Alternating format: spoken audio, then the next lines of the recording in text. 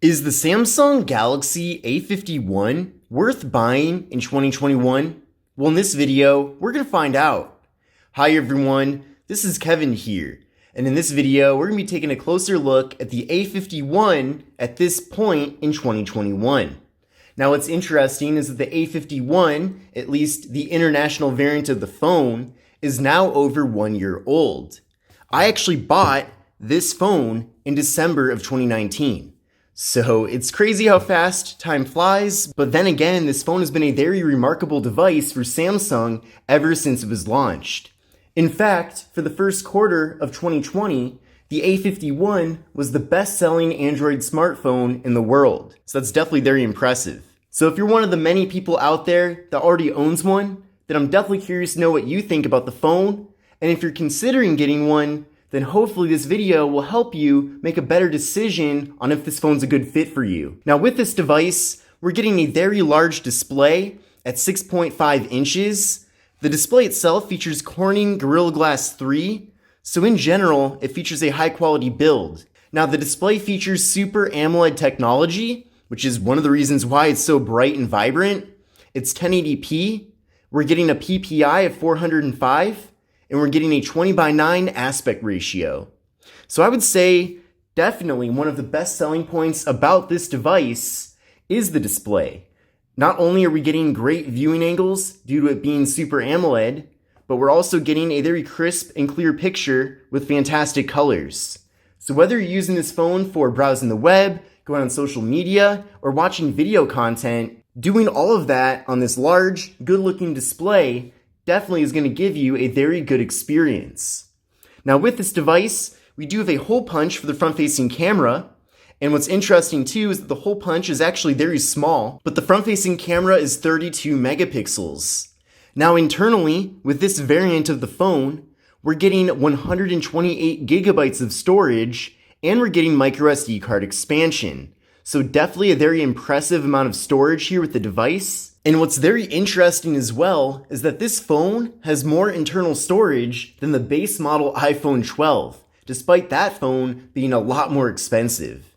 So pretty interesting here to see how much value we really are getting from Samsung, especially compared to Apple. Now with this device, there's no wireless charging, unfortunately, but we do get an in-display fingerprint sensor. So let's test that out right now.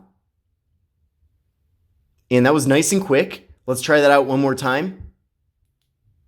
Now it's not quite as quick as like an S-series phone from Samsung, for example, but it's still plenty fast and usable. Now the phone also offers face unlock as well, so you do have multiple options to access it. Now on the back side of the device, we have a quad camera setup with a 48 megapixel main camera, a 12 megapixel ultra wide angle camera, a 5 megapixel depth sensing camera, and a 5 megapixel macro camera. So we're getting a variety of different cameras on this phone, really giving us a lot of different capabilities.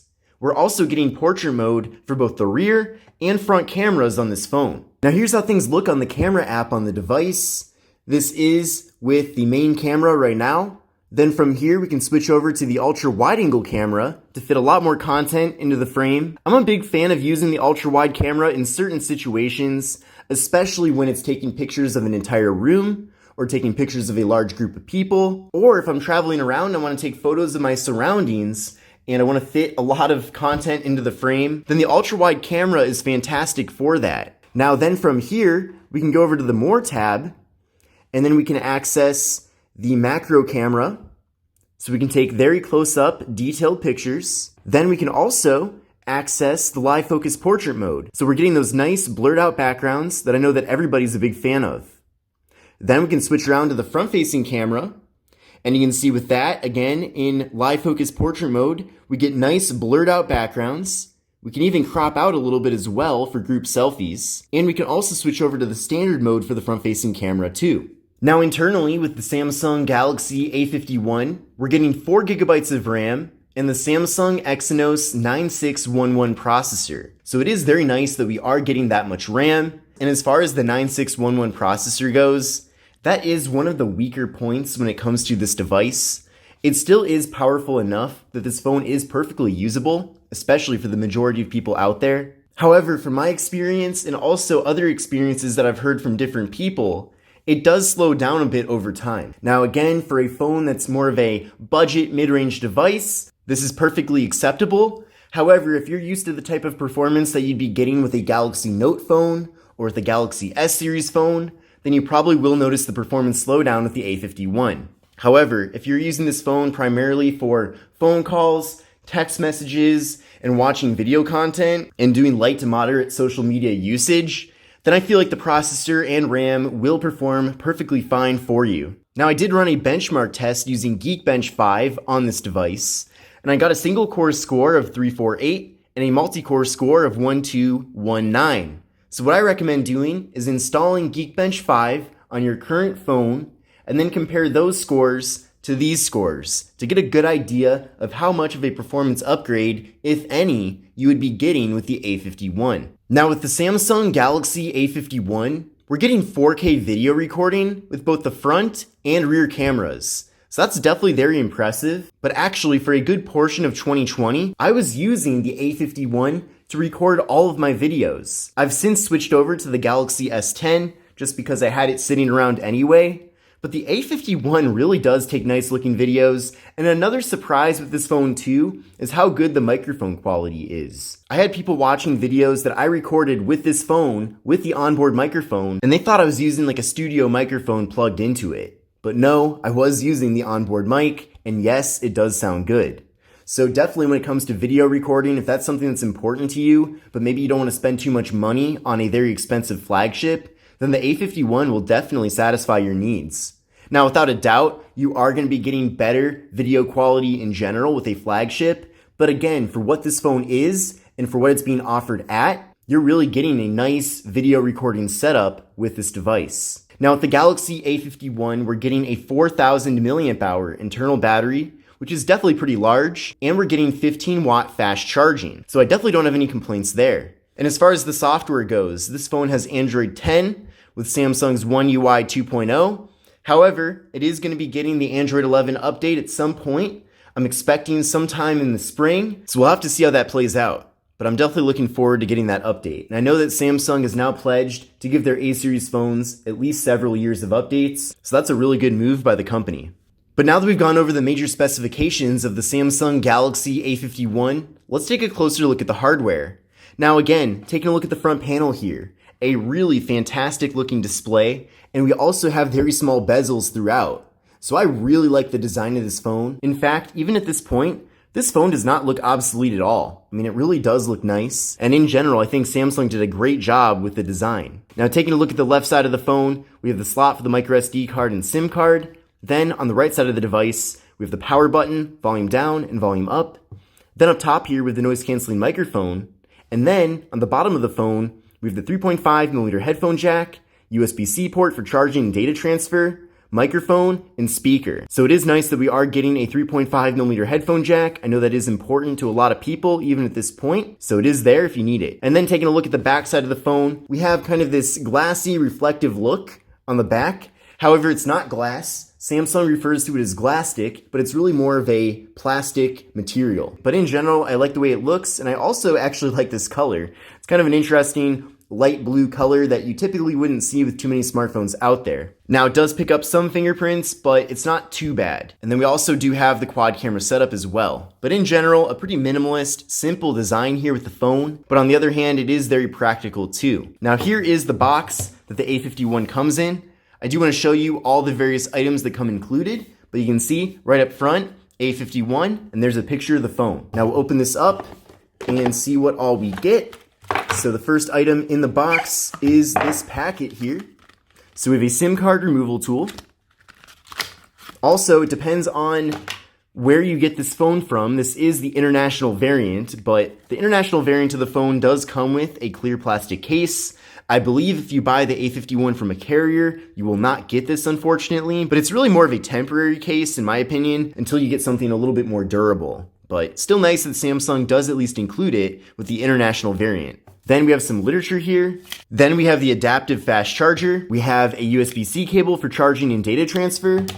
And again, this might not come with all variants of the phone, but at least with the international variant of the phone, you get 3.5mm headphones that do come with a mic. I'm a fan of the gestures. I am going to go back to using just gestures with the phone instead of using the standard Android navigation. So the Samsung Galaxy A51 is a great device for viewing video content, as I mentioned earlier on in this video, but having that Super AMOLED display is going to give us really great colors, and then since it is 1080p, things do look really crisp and clear as well. Now, one interesting issue that I did notice as I was doing this test is that you can't crop in anymore on videos. And I think that this is some sort of glitch that must have happened in some sort of software update, because definitely, previously when I was doing other tests with this phone and just in general using it to watch videos, I was able to crop in. But I'm curious if that's important to anybody. I know that cropping into the full display does give it a bit of a more immersive experience, but then at the same time, you do lose out on, some parts of the video as well. Now, something I did want to mention as well is that the audio quality does sound really good.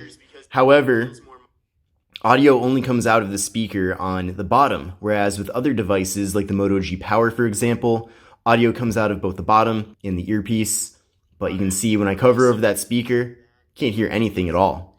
So I'm hoping that with the Galaxy A52, the successor to this phone, we will get audio coming out of both the earpiece and the main speaker as well. So in conclusion, is the Samsung Galaxy A51 worth buying in 2021?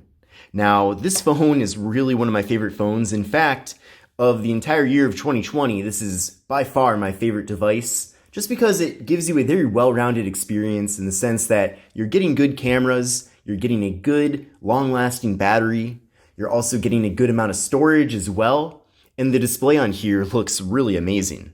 So really the only downside with this phone that I could think of is that the processor isn't extremely powerful.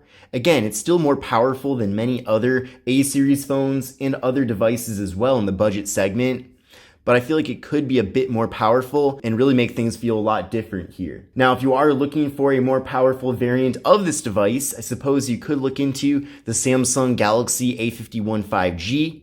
Now keep in mind, the A51 5G is a totally different phone from the regular A51, which we have right here. It does share a very similar design, but it does feature different build materials, and cases that are designed to fit the A51 do not even fit the A51 5G. So I will be doing a 2021 update on the A51 5G as well. It's going to be either on Smartphone Review Pro or the Kevin Breeze channel. I'm not sure which one yet.